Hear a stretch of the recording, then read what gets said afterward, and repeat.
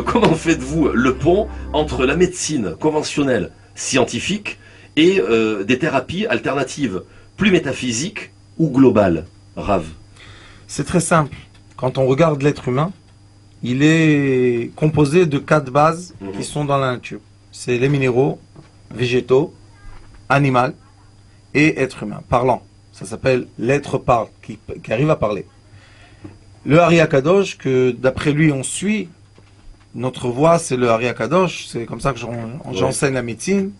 Il dit que les minéraux et les végétaux, ce sont des sciences de la nature. On peut les comprendre. Il dit que l'animal et l'être humain, ce sont des sciences qui sont surnaturelles. Ça veut dire que le comportement d'une personne ne peut pas être, on va dire, programmé d'avance. Parce que la personne a une certaine volonté, elle a le Yetzer Hara, elle a le Yetzer Tov. Le libre arbitre. Et elle a le libre arbitre. Donc, même si on va programmer un soldat pour faire une certaine mission, et ça s'est passé le Lamedei, vous connaissez, quand ils sont dans Milchemet HaShichur, il y avait 35 soldats ils ont fait un chemin pour rentrer à Jérusalem. Ça s'appelle Netiv à Lamedei, 35. Et ils ont vu une femme qui allaitait son bébé. Et ils ont eu le chagrin pour cette femme. Ils lui ont donné à boire et à manger.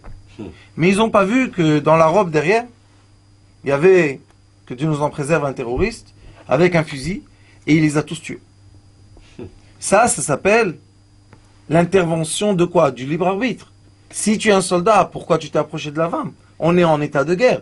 Maintenant on va dire, oui mais c'est humain. C'est l'armée la plus morale. Oui, voilà. Mais ça veut dire que l'être humain ne peut pas être programmé.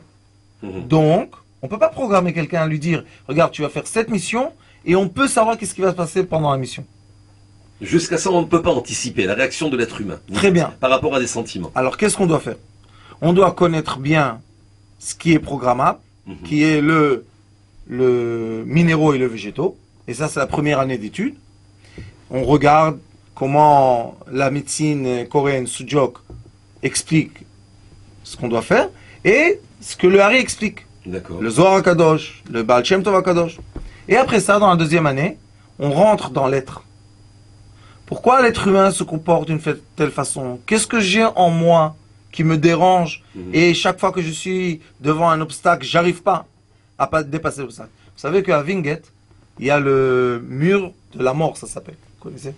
Non, je savais pas qu'il y avait le mur de la mort là-bas. On rappelle, Wingate, c'est une école pour les sportifs de haut niveau. Et là-bas, il y a les soldats qui font le préparatoire pour arriver très loin. Vous savez, le mur de la mort est 1,80 m.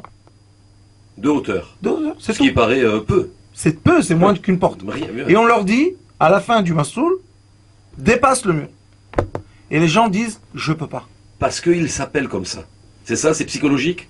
Et c'est une des épreuves qu'on dit. Tu sais, tu viens de monter de la mer jusqu'à Vinget, c'est je crois 10 mètres de hauteur.